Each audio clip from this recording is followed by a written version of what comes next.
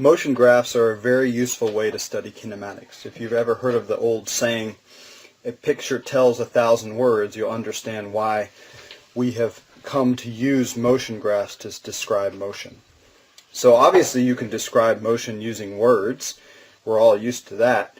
What we're challenged to do in this unit is to take those verbal descriptions and turn them into graphical descriptions. Okay, that's the challenge for you in this unit. And also to go the other way, given a graphical description, to go back to a verbal description. So let me pause and write a brief verbal description on the screen. Let's see if you can make the corresponding graph for it. This is the most basic description. You want to tell us about the velocity of the object, and you want to tell us about the direction of motion. So in this case, constant speed, positive direction. I'm going to draw that for you on the position time graph. Okay, it's going to look like that.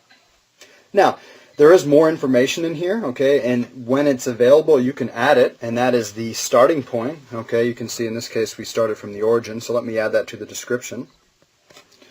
Often that information will be available to you. It certainly will be if you're looking at a position time graph, but it won't always be available if you're starting from a velocity time graph. So we've just taken a verbal description, we've turned it into a graphical description. We want to be able to go the other way as well. Okay, so you want to think about, we'll get some more practice with that later, but I'll be drawing graphs, and you want to look at the graph and be able to describe the graph in words. All right, the other thing to recognize here about motion graphs is that we have two motion graphs, right? We have position time and velocity time. And although you may have learned about them separately, they really go together. Okay, a good way to think about these graphs is to think of them as two different slices of the same motion. Right, or two different angles of the same motion.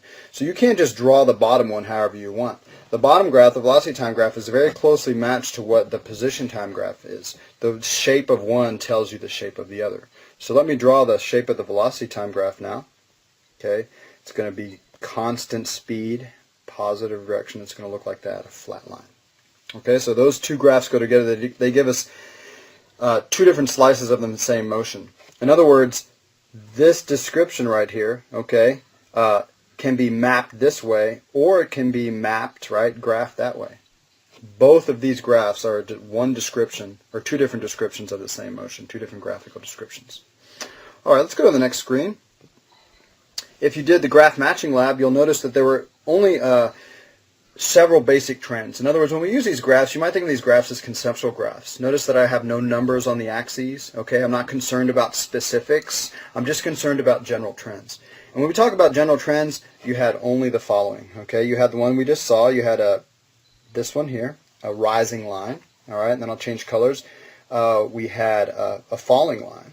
Okay, that was another option. And then a third trend was a flat line. All right. And then the final trend was a curved line, all right, like that. Okay, so those were the four trends. It looks a little busy there on the position time graph. I want to draw for you the corresponding velocity time graph. So I'm going to pause for a moment and draw those. And you might pause yourself right now and see if you can draw them in yourself. In fact, I would challenge you to do that. Draw the velocity time graph axes, and then in maybe light pencil, draw what you think match the four shapes that I've drawn on the position time graph. Okay, you see the velocity time graphs have been filled in. I'll go in order the way that I drew them. Okay, the blue one here is a constant speed, positive direction. The red one is constant speed, negative direction. The green one is at rest, right, zero velocity. Okay, and then the fourth one, the orange one, is increasing speed, positive direction. All right, so those are the basic trends, and that's what we're after when we do these graphs, just the basic trends. All right, let's go to the next screen. Okay, the meaning of the meaning of negative position and velocity. You actually did not see a position time graph like you see on the screen now. You did not see one of those when you were in the lab. What you saw was this instead. Okay, in other words, in the lab it was only positive position. But I want you to recognize that it is possible to have negative position. And you know, students can get hung up on the idea of negative position. They think of like something that's not physically possible, like, you know, how can I be in negative space? Well, negative space, right, which would be this region right here, okay, negative space simply means behind the origin. right? Remember that this right here represents the origin, okay?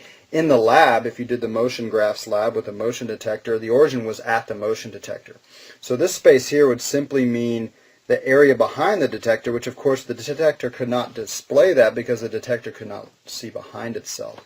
That's why on the computer screen in the lab you only saw this graph, because there was no need for negative space. But it is entirely possible to have it, and all negative space means, negative position, is behind the detector, behind the origin, okay? Negative velocity has a similar meaning. Again, negative velocity doesn't mean somehow slower than zero. It just means speed in a negative direction. All right, so if you see a graph down in this region here, it simply means that you're moving in a negative direction, right? And a negative direction is defined as however you want to, right? Typically on a piece of paper we define negative as to the left, okay? But you, the physicist, gets to decide on your own what you want your coordinate system to be, right? If you want to the left to be positive, right, you could do that. It's just typically, right, it's just like on a number line, right? Typically in math class, right, if this is 0, you usually have like the negatives over here and the positives over here. So typically we just assume if no one says anything that to the left is negative. And then, again, that's all that means. You have to break the idea that negative velocity is some weird slower than 0 thing. It's obviously not possible to go slower than 0. Negative just means to the left or in the negative direction. Okay, next screen. The importance of slope. All right, the slope of a graph tells you a lot about the motion. More importantly, it tells you a lot about the graph underneath. Okay, so let me draw a constant speed positive direction here. Okay, now if you think about what you know from math class, right? If you were describing the slope of this line, you would say that it's constant, right? Because a straight line has only one slope, and it's sloping up, so it's positive. So since its slope is constant and positive, the values of velocity are constant and positive. Okay? Let's look at another motion. Let's look at this graph here, a falling line, right? Think about how you would describe that slope. Again, it's a straight line, so it's constant, right? A constant value of slope, but it's negative because it's sloping down. So since its slope is negative and constant, we have a negative and constant velocity that corresponds to that. If you can discern the trend of the slope of the position time graph, it will tell you what the graph underneath, the velocity time graph, looks like. Finally, switching screens again, we're going to look at accelerated motion, okay? And if you remember, accelerated motion is going to be represented on a position time graph by a curved line, okay? And let's use this new idea of slope. If we look at the slope of a curved line to see how that tells us about the velocity of the object. The way that you can analyze the slope of a curve at any point is to draw a tangent to the line at that point, right? So there, that black line, it's not quite touching, but that represents the tangent at that point. There's the tangent at that point. There's the tangent at that point. There's the tangent at that point. Now look at the trend of those tangent lines, the trend of the slope. Do you see that the slope is increasing, right? Remember the the letter for slope in math class is m, right? So we can say here that the slope is increasing. Since the slopes of that curve are increasing, and since those slopes are positive, we are going to have on this here a trend of increasingly positive numbers. Okay, in other words, the velocity time graph that goes that curve is increasing positive velocity.